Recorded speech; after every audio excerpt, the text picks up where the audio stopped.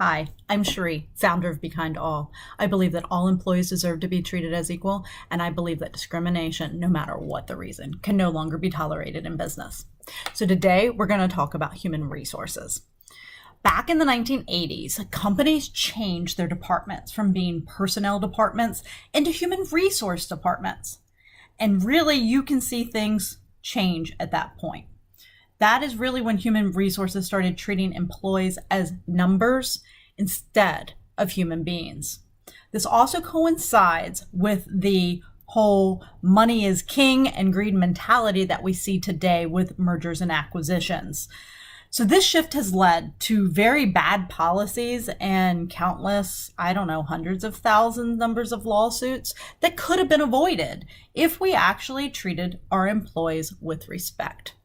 So employees are the backbone of any business. And when businesses lose sight of that, they are failing. You may have heard of the book, The 1 Minute Manager by Ken Blanchard and Spence Johnson. This is one of my favorite quotes from that book. We should take a minute out of our day to look into the faces of the people we manage and to realize they are the most important resources. The stories I could tell you about human resources, how they've been treated employees badly, are vast and immense.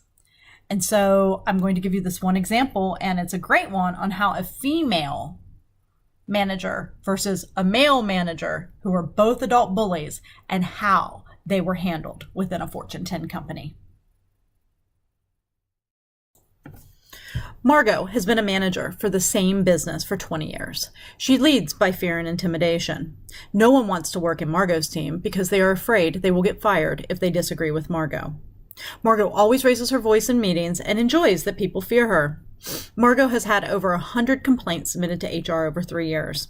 Margot was required to attend sensitivity training and had her raises and bonuses taken away for 2 years. Margot attended the training and made all the changes needed to become a better manager. On the other hand, Nathan has been a manager in the same company as Margot for 15 years. He leads by fear and intimidation. Only men want to work on Nathan's team because they like his hard stance. Nathan raises his voice in most meetings because he knows he will command respect by doing so. Nathan has had just as many complaints as Margot, but has not been required to take any training or lose any pay. I mean, seriously, aren't you tired of the double standards? I know I am. We see the sexism, we see the racism, we see all of these discriminations, and HR sees them too, but they still occur. I'm tired of it. I hope you are. So let's make some changes. It's time to make new rules for human resources.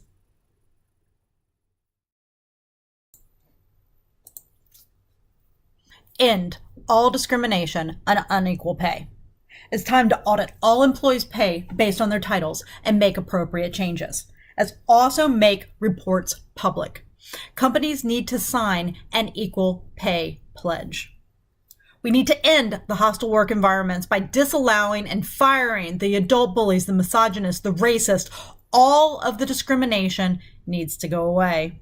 And we need to audit all HR complaints on managers and take appropriate action, as well as make those reports public.